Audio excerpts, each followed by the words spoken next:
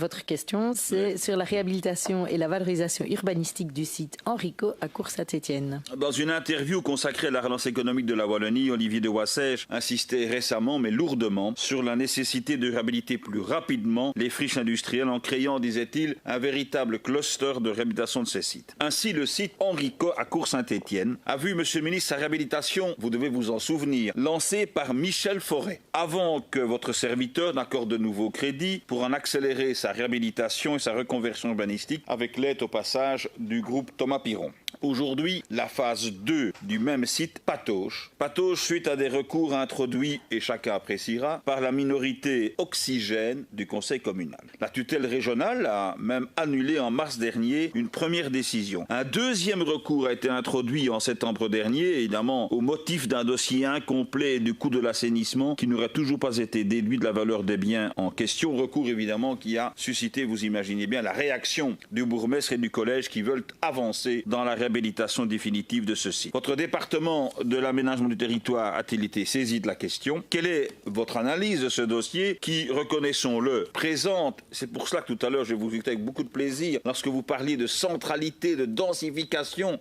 mais qui présente à l'aune de votre propos de nombreux atouts au cœur de la cité stéphanoise. On ne comprend pas du reste que certains veulent s'opposer à cette réhabilitation. Alors en ce qui concerne le site Henrico 2, qui est repris dans le cadre du financement alternatif, à la fois SOA Final 2 et SOA Final 3, l'arrêté de reconnaissance, je suis presque gêné de vous le dire, du site a été effectivement approuvé en mars 1990. En ce qui concerne SOA Final 2, les travaux de remodelage d'une partie du site ont été clôturés en novembre 2017. Pour ce qui concerne la phase 2 de la réhabilitation du site Henrico 2, celle évoquée dans votre question, elle s'inscrit dans le dossier figurant sur la liste du financement alternatif SOA Final 3, décision du GOE sur proposition à l'époque de mon collègue Carlo Di Antonio du 9 mai 2019, qui dédie un montant d'1 300 000 € pour l'acquisition et la réhabilitation, démolition et dépollution de la parcelle cadastrée 64C4. Vous la connaissez de mémoire. Cette opération devant aider à la poursuite, bien sûr, du réaménagement du site et aux étapes ultérieures. Des recours ont été, en effet, introduits à la tutelle à l'encontre de la décision du conseil communal. La direction de l'aménagement opérationnel et de la ville a bien été contactée par la tutelle début février 2020, suite à une décision du conseil communal de Cours-Saint-Étienne du 4 novembre 2019, par laquelle il décidait d'acquérir les parcelles situées à Cours-Saint-Étienne, première division. Cette parcelle, section A, 64C4, 64D4 et 64S3, située dans le périmètre du site à réaménager, dit Henrico 2. Il faut préciser cependant que le problème n'est pas uniquement, voire principalement lié à l'aménagement du territoire, mais également à l'environnement, au travers du décret sol. Pas simple. Par ailleurs, il s'agissait également de l'intégration ou non du coût de la dépollution dans le prix d'acquisition. Je suppose que c'est bien cette décision à laquelle vous faites référence et qui a été annulée par la tutelle en mars 2020. Par contre, en ce qui concerne le deuxième recours de septembre dernier, la direction de l'aménagement opérationnel et de la ville n'a pas été sollicitée par la tutelle à ma connaissance. Nous vous proposons pour ce volet-là spécifique de la tutelle de questionner mon collègue Christophe Collignon, ministre en charge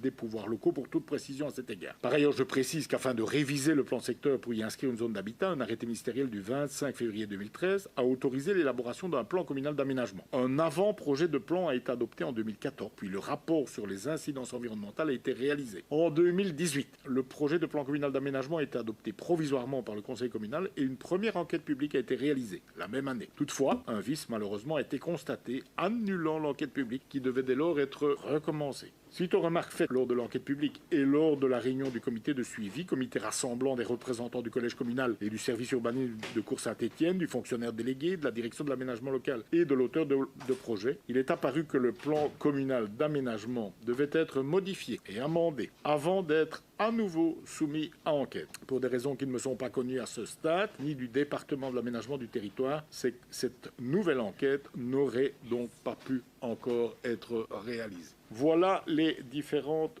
étapes d'un long chemin de croix. Il y a ici le croisement de différents éléments, des recours tutelle, un vice alors dans la procédure aménagement du territoire. Ces procédures sont complexes, on l'évoquait tout à l'heure concernant d'autres dossiers. Évidemment, le moindre risque en termes de procédure, d'aspect de la procédure qui est substantiel, potentiel risque de mettre à mal le cas échéant la procédure. On doit effectivement s'inscrire dans l'évaluation des incidences plan-programme. Donc cette affaire et ce chemin ne sont pas simples, comme vous l'avez vous-même décrit. Moi, je suis vraiment à la disposition pour tenter de fluidifier ce dossier. Le hasard fait que je connais bien les lieux aussi et qui me paraît tout à fait, a priori, pertinent de poursuivre une démarche visant à doter ce site d'un futur. Je ne m'exprime pas encore ici formellement, évidemment, sur un dossier qui ne m'est pas encore soumis, comme vous l'avez observé.